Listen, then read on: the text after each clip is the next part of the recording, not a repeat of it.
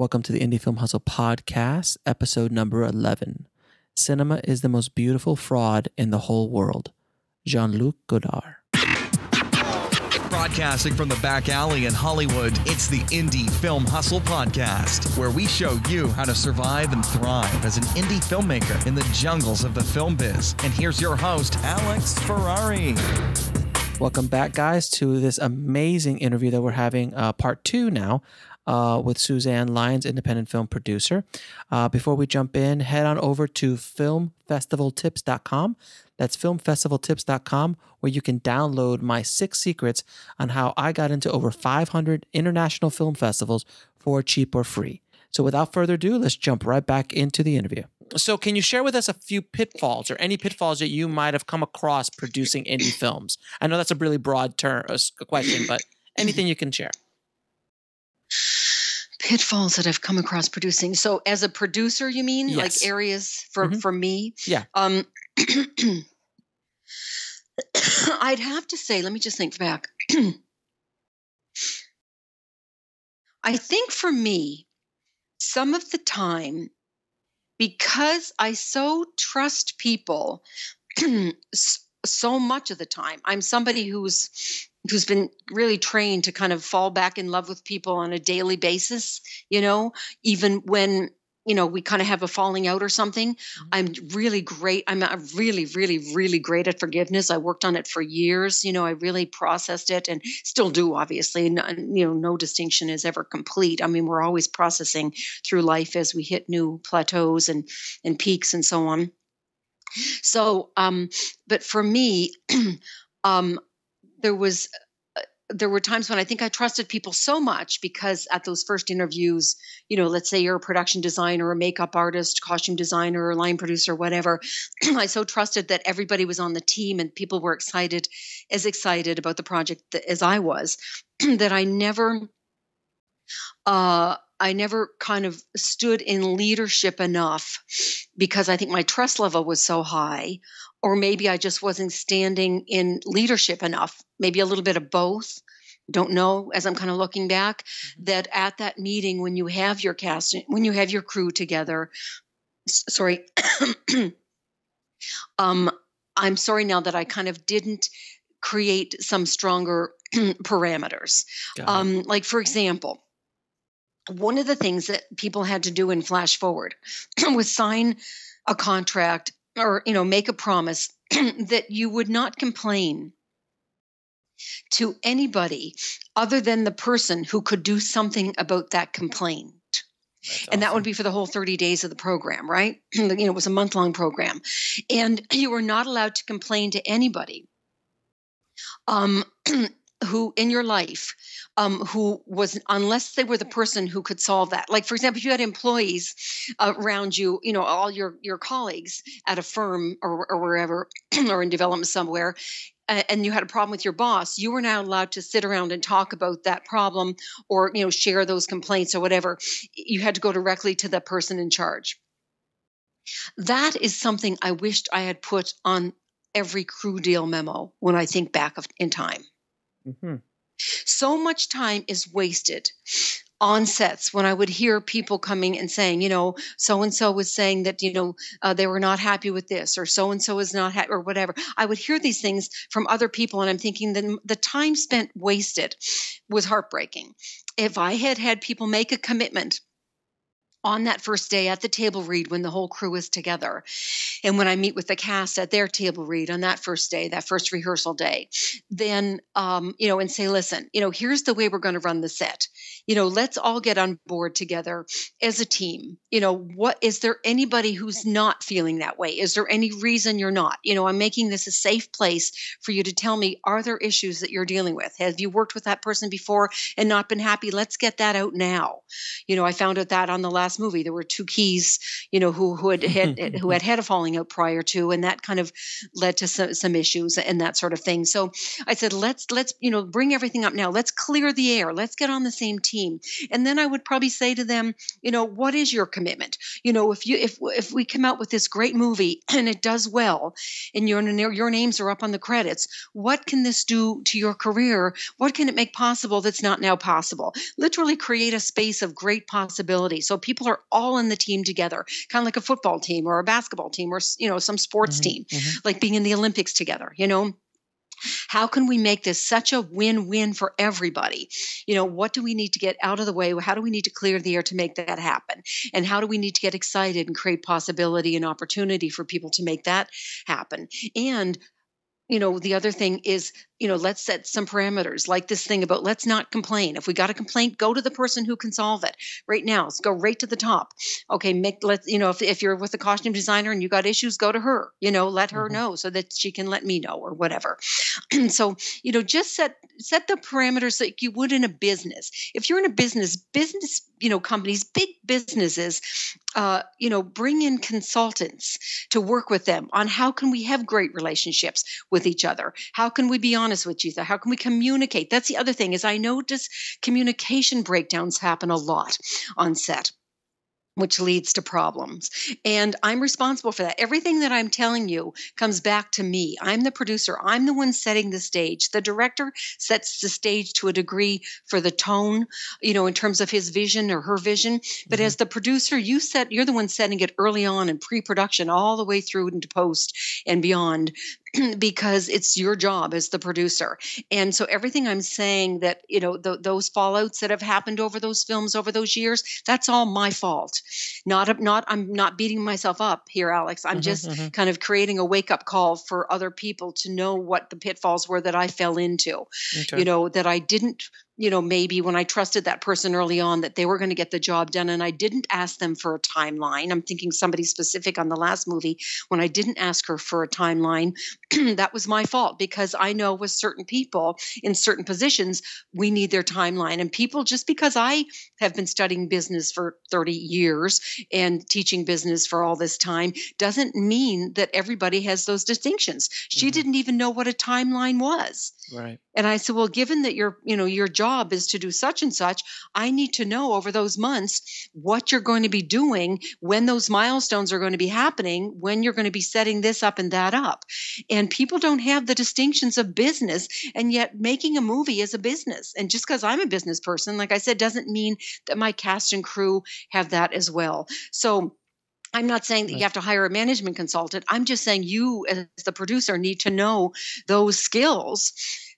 My God, you better be trained in those business skills. So then you can start implementing those early on and be standing in that leadership mode, knowing that you are the person setting the stage, for the next number of months on this film. So I think that's probably the main thing is to set that tone by standing in leadership and standing in that business arena, putting on that business hat and knowing what really needs to happen. It's not that you like that person, you've hired them, they went through the interview process great, you really like that key, your line producer likes that key, he or she is great, but okay, what needs to happen over those next 2 months to ensure that they stay that way? Because their fears are going to come up, their concerns and terrors are going to show their ugly heads when push comes to shove, sort of thing. So what can we do to make sure that we're able to handle that and that people don't move into reaction and anger and upset, but that we can resolve things before they get to that state.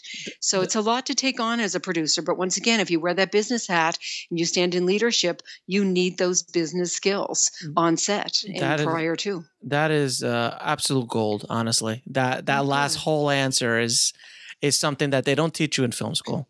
And you learn, if you're lucky, after 20 years of making movies, you may never figure that out until it's towards the end of your career. So that is a huge gold nugget that you gave the audience. So thank you for that. Thank you. You're welcome. Thank you. So what is the importance of a business plan and when going after financing specifically, and are some tips to actually make it look great and make it work? Oh my God, that's so good. Holy Lord. I just got two, because I'm also doing exec producing right now, right? Okay. So I'm working with some investors. So 2 different production companies sent me their business plan a couple weeks ago. And in the future, I'm going to ask both if I can use both. As what not to do? Oh my God. The ultimate in what not to do.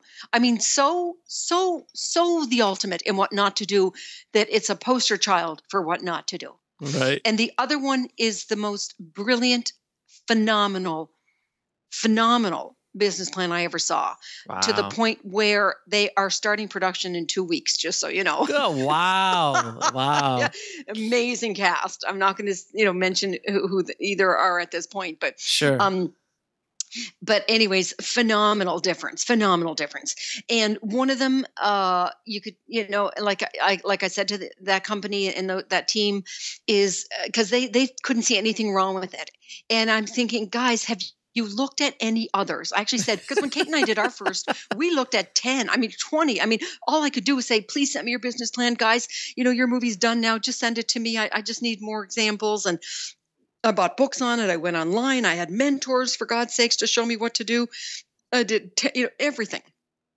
It was a new arena for me. It was a learning curve, but my God, go through it, right?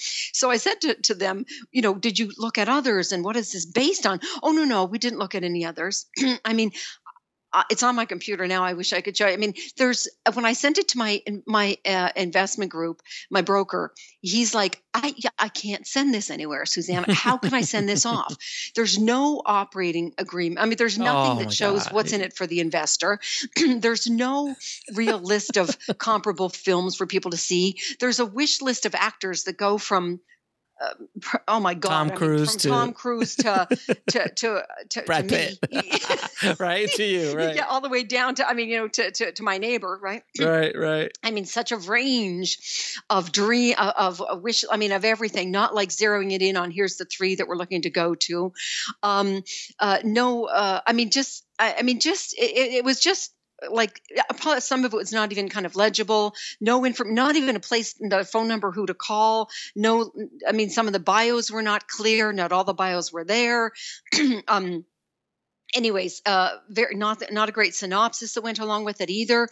Just not a lot of care given to it at all. Sloppy. Whereas the other one was one of the most brilliant things you've ever seen. Now, did it probably take more time? Mm-hmm. Yes, but it's a business. Every movie you do is a business. Each business launch out there in the world, every launch takes time. Mm-hmm. So if you're serious about going out and raising money, or sending this off to people who are sending it to brokers for you, or setting up meetings, or going to a sales presentation yourself, or whatever, then sorry, but you've got to put the work into it. If you don't know how to do it, then read other people's, get a mentor, bring in an assistant who's done it before and give them a credit. If you don't have the money, give them whatever, but just do something that you, and I've done very small versions. I'm a big believer in not big business plans. You should, my God, my book talks about keeping it as simple as possible. My investor, does he want to, read an 80-page business plan, on, let's say, my dentist on his Friday off, or does he want to go golfing? He wants to go golfing. So I'm not going to give him 70 pages. I'm probably going to give him 10 or 12 pages. But there's a way to make those 10 or 12 pages phenomenal, and giving him all the information he needs. How big was the phenomenal one? How many pages was it? Well, you know what? I was thinking, as soon as I said it, I was going to go in and check.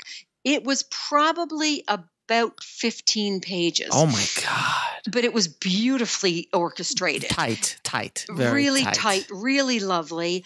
They had done their homework. They literally listed the areas of the potential demographics. And when I worked with Empower a couple of years ago, I was doing my World War I. We were trying to get that one off the ground at the time when they were doing bigger budget films. And one of the things that's their big philosophy over there, and I got kind of trained a little bit by them when I was there, in meetings, was that be really, really good about what are those demographics and psychographics. Okay, so maybe it's a kids movie,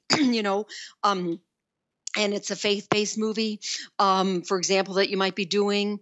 In my case, let's just take mine, actually. It wasn't faith-based, but it was like family values. It was World War II, mm-hmm. A children's movie, Boy Scouts. It was about the Boy Scouts who had served in World War I. Oh, wow. Tons, hundreds of thousands of Boy Scouts served in World War I as spies for the Allies. So what happened is, so of course my brain went to, it's a kid, my demographic is kids, and maybe another demographic is, moms and dads, who buy it for the kids or take it. And I remember sitting in the meeting with Empower, and they came up with probably 10 different demographics and psychographics. They said veterans, soldiers, faith-based communities because of the amazing family values, the whole teamwork thing. They created demographics that had to do with teamwork. I mean, it was so they went on and on and on, creating psychographic and demographics that my little brain hadn't even thought of. Right. So maybe it means sitting with a group of your friends, and brainstorming, a little bit as to what are some other demographics and psychographics that this could be? What am I not thinking? I've only got my one brain.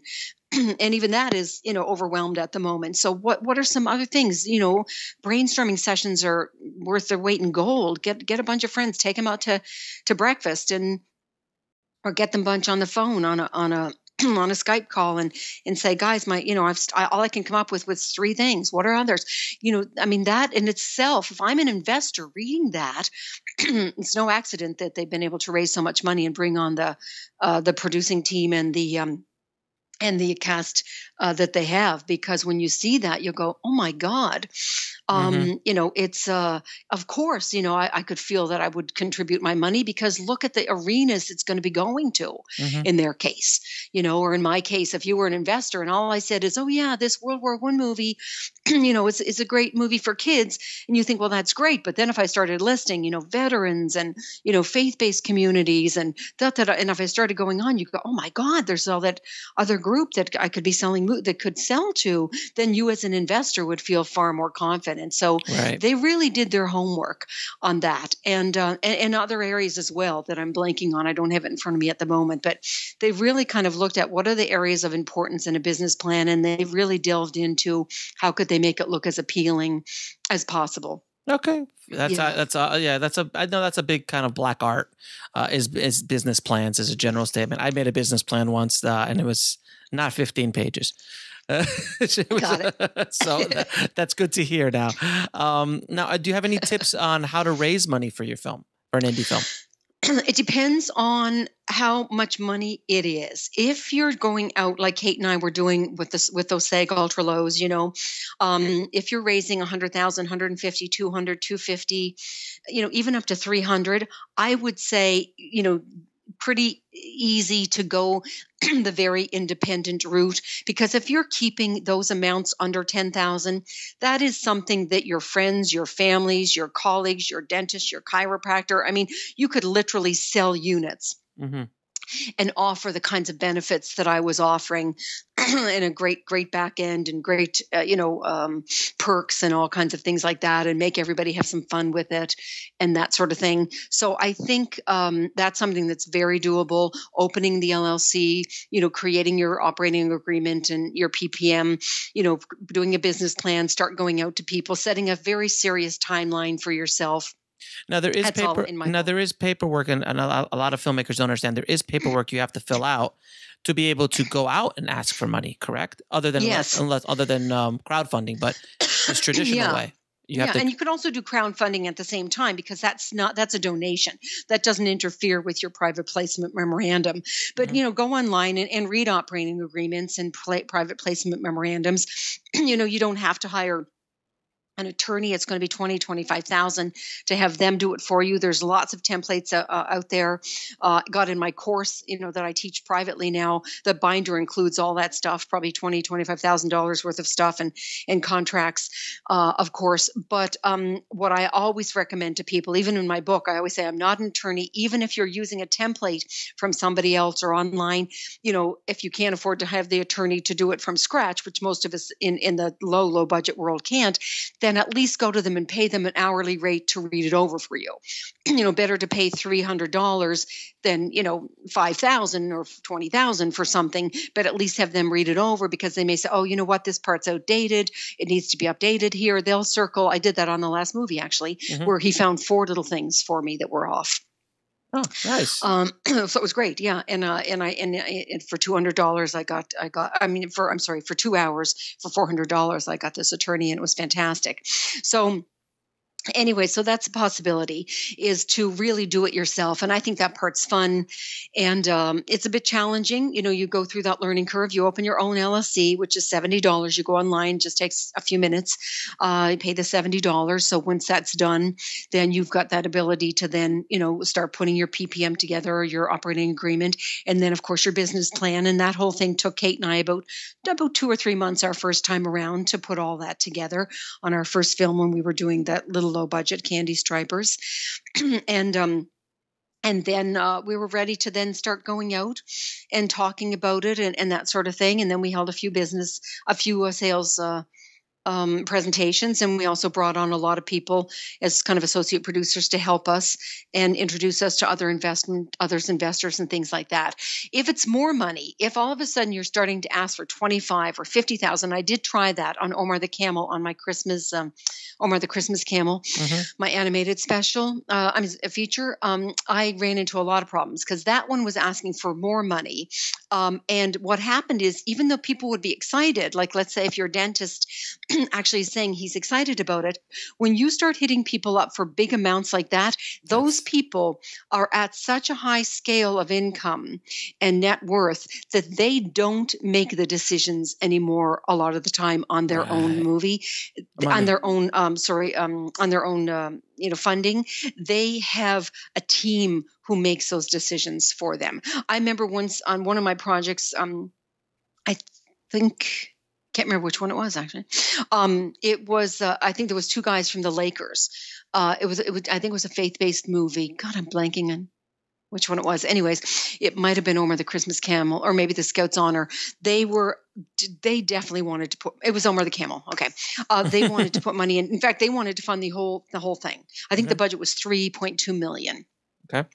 And they were determined to do the whole thing. I mean, these guys were like, there was so many, this happened a couple of times with that Christmas movie, I have to tell you, where people were like, oh my God, I love this. I had, at one point, there was almost a competition, and all of it fell apart, all of it. Because once it got to their team, their accountant, it's like, no, we don't put money in film here. We're putting your money in, I don't know, stocks, bonds, real estate, whatever. I don't know, whatever, investment teams do for their clients. So, but these guys, as much as they wanted to do the movie, they did not end up putting their $1.5 million each into the movie.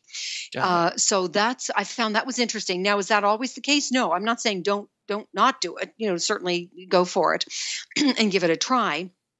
Especially if you are in a state or a country where you're going to be getting, 35% back tax credits, where you actually have a possibility of bringing on a star where you can do some potential pre-sales in advance, even if they're not as big. At least you've got that. Maybe you've got a friend who is a good star, or you're able to bring that person on because of the type of project it is, or the book that it's based on, or whatever.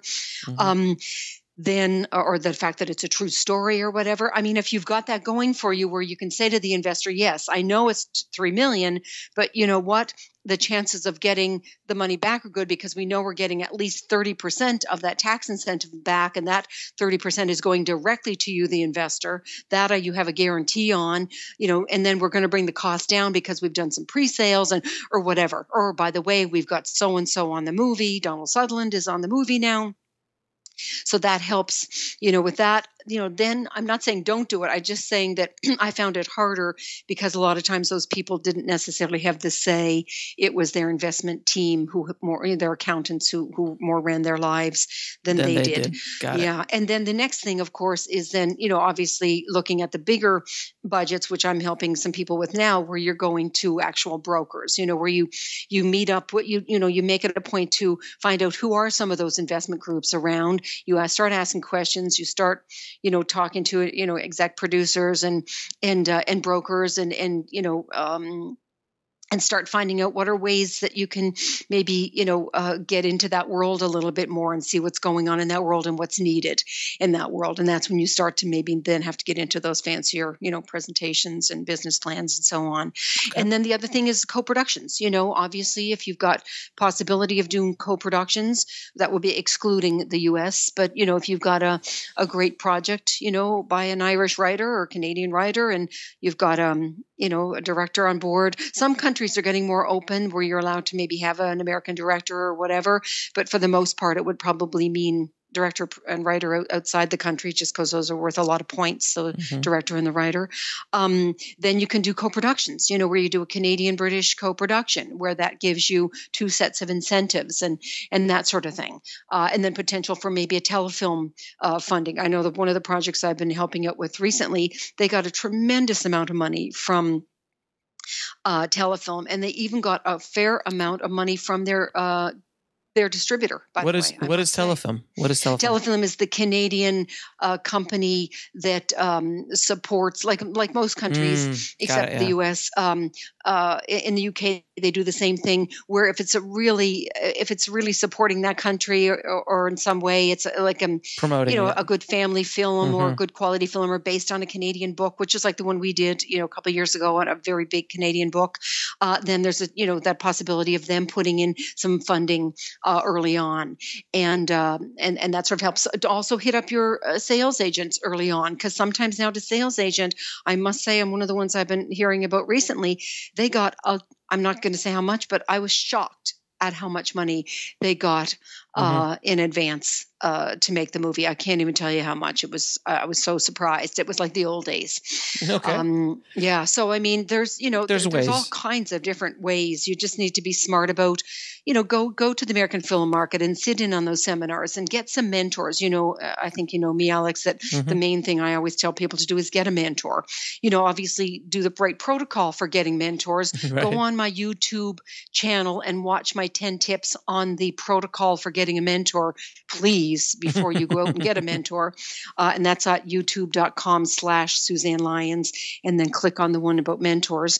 But get a mentor who's been there, done that, who knows the investment world. That's what I did. That's one of the first things I did when Kate and I were looking at doing some bigger budget films, is we talked to took some mentors out to coffee. So I would say there's a lot of different ways nowadays, and there's a lot of money in the world now, a lot of money going in. People have done the real estate thing. They've done the stocks. They've done that. I mean, you'd be shocked at how much money is going into film these days. So there's no shortage. There's no scarcity. There is a tremendous abundance, and think outside the box and think outside your country. I mean, I've been reading projects that are based in China, of course, right now. Oh, yeah.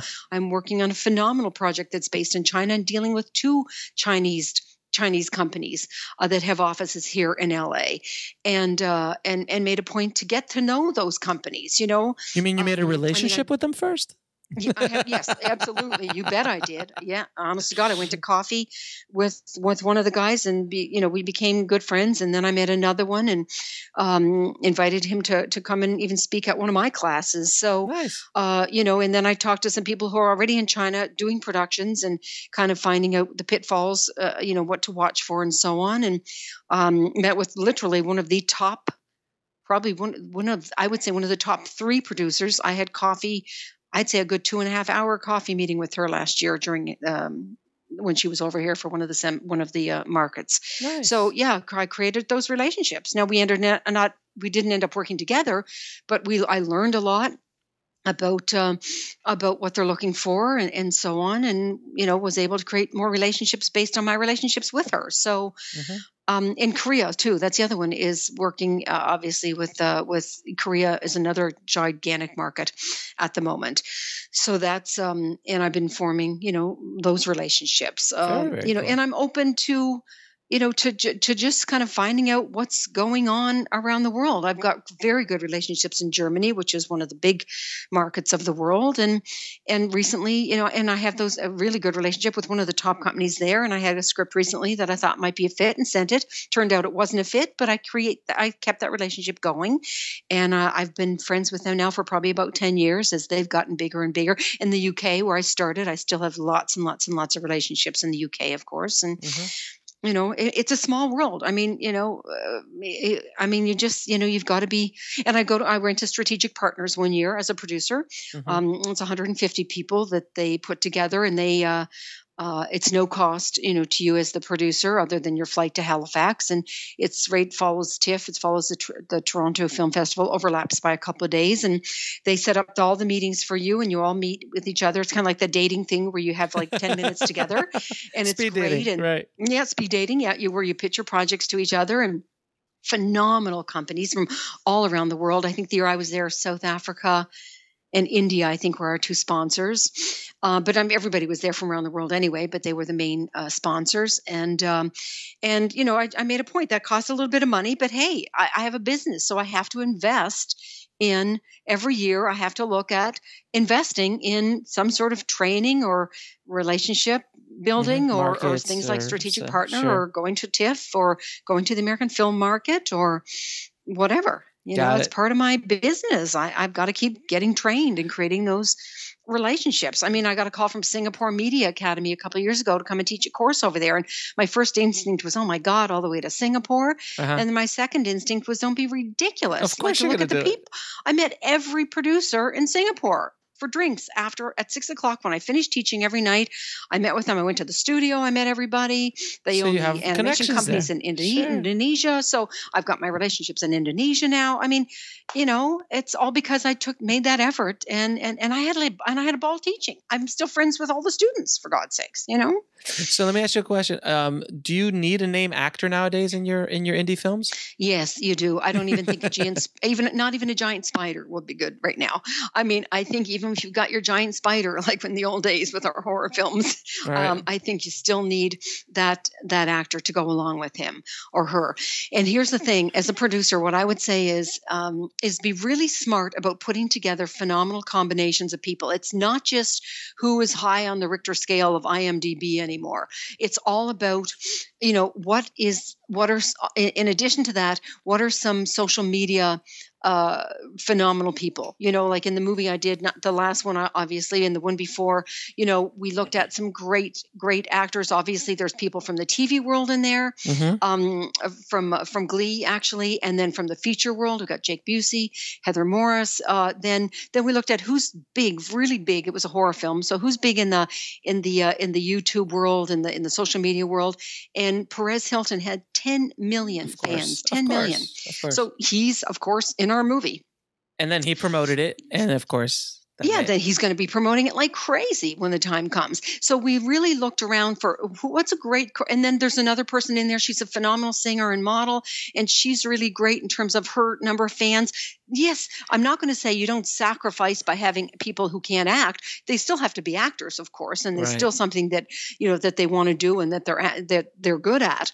But look and make sure that you're also handling all those bases, so that by the time you get to the distributor, if you decide to go to the distribution and sales agent route, that you've got that ammunition. You can say, listen, in the last movie, I used this amazing singer-songwriter. He's just adorable. This young guy. Just the most sweetest guy. It was these boys that, who find these chest of toys for the future. He's got 2 million hits on his YouTube, Sure. So for me going to, and not to mention everybody else in the movie. I mean, we were really smart about it. I also have this wonderful guy from the WWE. Just I'm used to now, using that, and Sure. they've got phenomenal, obviously, Fan base, hits as well, and great social media. So I mean, it's all stuff you've got to keep in mind. It's a business. You've got to be smart about how you're putting that whole thing together. Now, what are your feelings between traditional distribution and now the new self-distribution models? Sorry, my phone's ringing, so you'll just give me that. I apologize. For some reason, I can't hear you as well when it rings. So No worries. it's almost done. I think it's almost done. Okay, yeah, go ahead. Okay, Say no it worries. again. I'll edit this out. Don't worry. What are your feelings on traditional distribution versus the new self-distribution models that are available? Yeah, see, I'm really thrilled that after 120 years, the tables have turned. Finally. Because for all those years, the producer, spends, 3 or 4 or 5 or 10 or whatever years of their life trying to get that movie off the ground and getting investors who trust them to get that money back. And then you make this great movie. And then what happens? It goes to the sales agent, and there's such an expensive, a lot of the time they charge tremendous amount, I find, for the first, money in for their expense, as well as, high percentages for commission. Sometimes now they're going back to the old days, because I think there's a lot of them concerned of the 25%, which, it's just astronomical, not to mention the expenses. And then the distributor that they sell it to, if you do a domestic distribution, then a lot of times you don't get any split rights. So, maybe a few, but when I was doing Candy Stripers, you sold it for that one amount. It's the same with the whole world, actually. It's called a buyout. Mm-hmm. So whatever that buyout is, if you're getting, 3,000, from the UK, that's it. And that's probably it for 10 years or 7 years or 15 years or sure. 12 years. Yeah. And then in domestic, you might be getting, 50,000, but that's for probably 15 years. So those are buyouts. So if it all adds up to, 300,000 and your movie was 250,000, but don't forget your sales agents is taking off their commission, and they're also taking off their, all that expense, of 25 to 50,000 or whatever that is. Then by the time, and then you pay your residuals and so on to SAG, your investor, barely gets their money back, which means you as the producer, the investor would get maybe a third of their money back. And then you as the producer aren't making that money to make it worthwhile. So the producers, the directors, I apologize, the distributors and the sales agents always said, oh, Suzanne, we want you and Kate to be part of our team and, continue to use your movies, but if I can't get a successful amount of money back to then make my investors happy enough to reinvest, then how can I make that next movie? So right. There is no team. That's all bullshit. They'll be on, and they've got 20 other 30 other movies that they're selling at the AFM anyway, or more, in a library of 200 or 300 movies. So they care little after 2 markets. They care very little about your movie. You'll be lucky if you even see it by the time you get to the 3rd market in their suite at the American Film Market, which is what happened to us on one of ours. So, a lot of times it stops after that 1 year of markets. That's it. And then they've sold as much as they're going to sell for the world. You've barely made your money back, or maybe a portion for the investors, if that. So, and that's it. Then you're done for 7 to 15 years. So with the self-distribution model, if there's ways that you can, be able to sell directly to a fan bases that you've got through your actors or whatever, mm-hmm. Or sell through your own, setting up of whatever channel you can possibly sell, by creating that fan base over the next year for yourself, or that niche market for yourself, then there's that chance where you can make the money, where you as the producer, so then not only you will actually make some money for a change, but you can pay your investors back. They're happy. They want to contribute back and make the next one. So right. Then it becomes a thriving community for the producers, and it's not scrambling to try to get that next one, and then you're exhausted by the end of it and never want to make another movie again because of what you've gone through, or your investors are unhappy because you weren't able to pay them back only a portion, if any. So I just think it's so nice that the tables have turned for the first time ever in these past couple of years. It's brand new. We're not sure quite how to do it yet. There's a book coming out called Crowdsourcing. Mm-hmm. Which is going to be fantastic, by Focal Press. So that's going to be phenomenal. And I can't wait for that to come out, because that'll kind of give more ideas on how can you build those niche markets in advance. Yeah. How can you get people, how can you even look at your script in such a way that you can add things into the script now where it can then help. Let's just go back to vegan. Okay. If you can add that to your script now, that one of your characters is a vegan or a raw vegan, that opens up that whole new community of online promoting to that whole group of people. which is now hundreds of thousands of people, right? Right. So you now have control over that because early enough on, you're adapting your script to create a way to then increase your potential for self-distribution down the road. That's interesting. And even if you want to go the old-fashioned route of distribution, even then you can say to your distributor, hey, guess what? I have included 5 different areas in my script where I have got a potential for a music video, which is what I'm doing right now, by the way, with my singer in my last movie. And our goal is to literally have 500,000 fans hits on that music video by this time next year when the movie comes out, right? I put in there, let's say you put in a vegan or whatever. Let's say you put in, maybe there's a faith-based arena, or in the case of family values, very big right now. Let's say there's, another area that you might be hitting on. Maybe it's veterans, that you put in there now. So that opens up another community, so if you're saying to your distributor, 8 months from now, guess what? I have opened up because I'm thinking early enough in my script. Now my movie is done and I have now got 1 million hits on those 5 different arenas that I've continued to nurture. Since these videos came out and these YouTubes came out and these chat rooms came out or whatever, I've got 1 million people ready to buy this movie, and in some cases you can even break down. I hear anyways and find out where some of them are from, that, 25% of them are Japanese. So your distributor there, might go, oh my God, that would create a Japanese sale for us or whatever. So, it's time for the producers to get really smart about this whole thing. And know that we've got some say in the matter now, and we're not at the beck and call of the sales agent and the distributors. That we can actually do some generating on our own to either self-distribute, but you have to be very smart about it, to prepare a year or so in advance, or that we have at least ammunition that if we do go to the distributor and he offers us $25,000 for our family film, we can say, no, you know what? I got other distributors knocking on the door, sweetheart, because I've got 3 million fans, who already want to buy this movie. Right. And then you create the competition where all of a sudden then your number's up to 500,000 for domestic or whatever. Who knows? It's the early days, obviously. But it's the Wild Wild West. There's still the Wild Wild West out there. Yes. Yeah. Very much so. It is. It very much so. And, it's like I said, with some of these new books coming out and that sort of thing, it's there's another gentleman that I'll give you his name to maybe interview because he's remarkable. He's the one that's going to be writing the book. He's the owner of Stage 32. Oh yeah, and, what's his? Yeah, I know Stage 32. Yeah, Richard, and he's just absolutely brilliant, and he's doing a tremendous amount, probably more research than anybody at the moment, on this whole arena. But I interviewed a lot of people for my book too. There is a whole chapter in my book on different areas of self-distribution as well. So there's some great people there who've kind of laid the road for us. But that was a few years ago, and now even more has changed, and we have more ability. Yeah, daily. I know. But anyway, so that was a good question though. And it was a fantastic answer. Oh, good. So I have two more questions, and they're fun.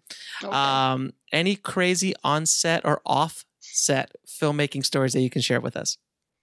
Crazy on-set filmmaking stories, or offset, like just a fun anecdote that you would be like, this is how crazy our business is. Because I know I have 1,000 of them, but I'm sure you do too.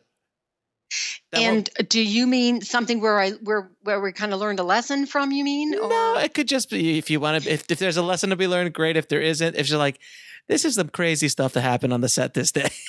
God. Oh my God. I know, right? You're right. Now that's a book. Oh geez. Oh my gosh! If you don't remember anything, it's okay. Because the one that I remember was actually where we had such a breakdown in communication that I had to make an executive decision. I was the only producer for a few weeks on that particular set, and we had a lot of different cultures there, 3 different languages, 4 different cultures from around the world, and there was major breakdown and upset and anger, and everybody was fighting with everybody, and it was just Tower of Babel. It's a Tower of Babel. God, it was unbelievable, unbelievable. And I had to make an executive decision. At the end of week 1, I decided to throw what we would call a wrap party. And we had a party on that Saturday night where it was the most amazing party ever, where I thought, I'm not even going to go. I even said to the other actors, we're not even going to walk in till midnight. It opened at 9. I rented a club, and we had it till 4 a.m. And I said, when I show up at midnight, we'll see what happens. And then we'll know if we're, what the next number of weeks is going to be like. Right. And I walked in at midnight, and it was hilarious. People were who had been fighting were dancing with each other, waltzing with each other. Drunk, of course.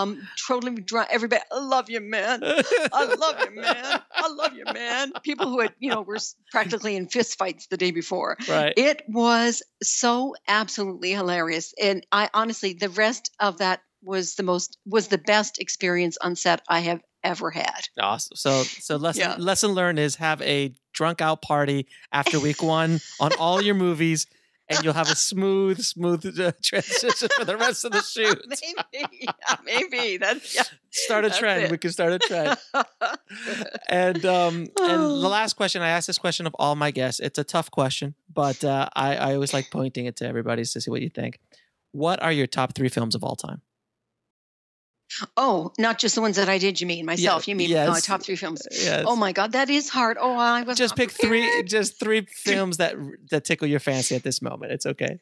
I'd have to say Little Romance is the very first one that came to mind. Little Romance. Which one's Little that? Romance, Diane Lane. Yeah, I think she was 12. Oh, yeah. wow. Okay. Yeah, it's just one of my favorite. I'm a big romantic comedy person, and I love it. Okay. Oh my God, I could probably name a million of them. Oh my God, there's so many. Probably Harold and Maude, I'd have to say. Course, yeah, I think Harold that's everybody's, right? Sure, I remember Harold and Maude. That's everybody's top 3. I could list a whole lot of those ones that come up just like that, I can think of some wonderful. They just bubble up the second. Yeah, some great fun comedies and all that kinds of stuff.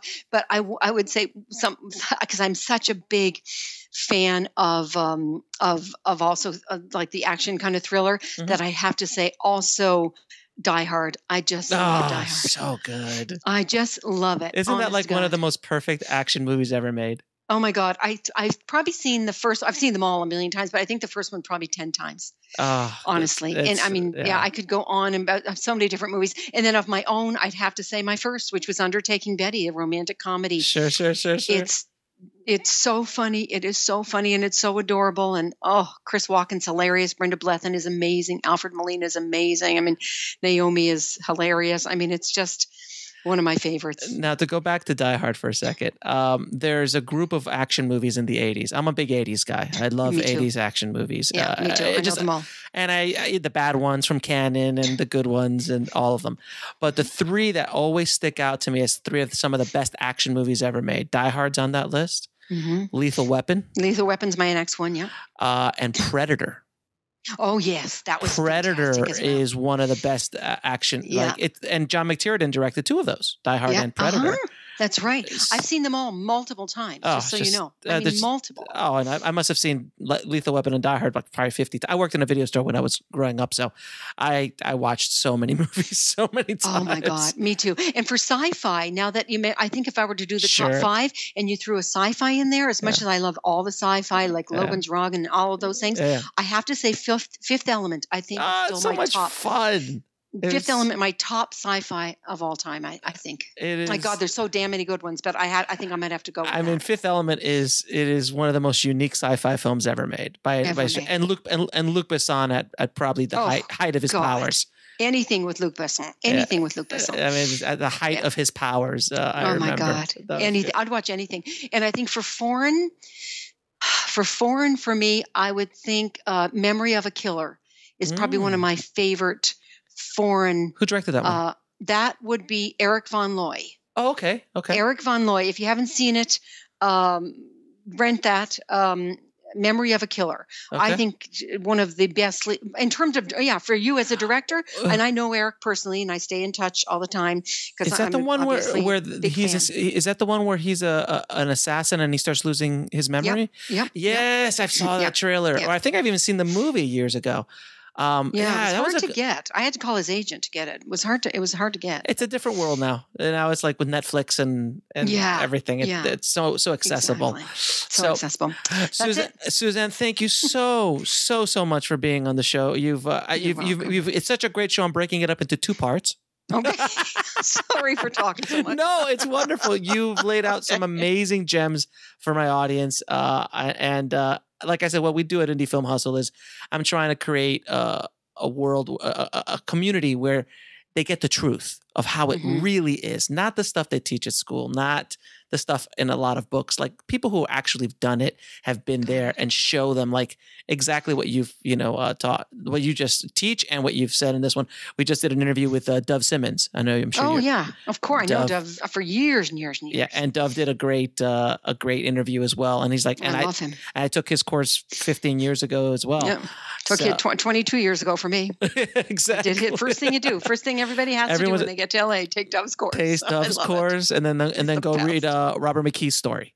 Of course, yeah, and you do that one too. Actually, I did both. You're right. The first year here, those are the 2 that you have to do. You got it. It's a prerequisite. You have to do both of those, and then you're ready. And then you should win an Oscar any day after that. Yeah, exactly. Any day. Well, Suzanne, thanks again. I won't keep you anymore. So thanks again for being on the show, and we really appreciate it.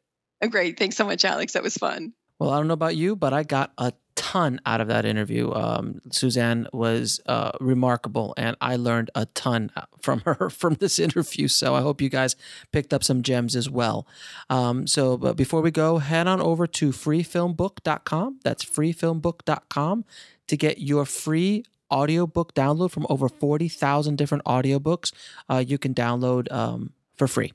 So thank you guys so much for all the love, all the reviews. The show is growing so fast, so I'm very, very grateful. Please keep sharing the links. Please keep sharing our posts on Facebook and Twitter and Instagram.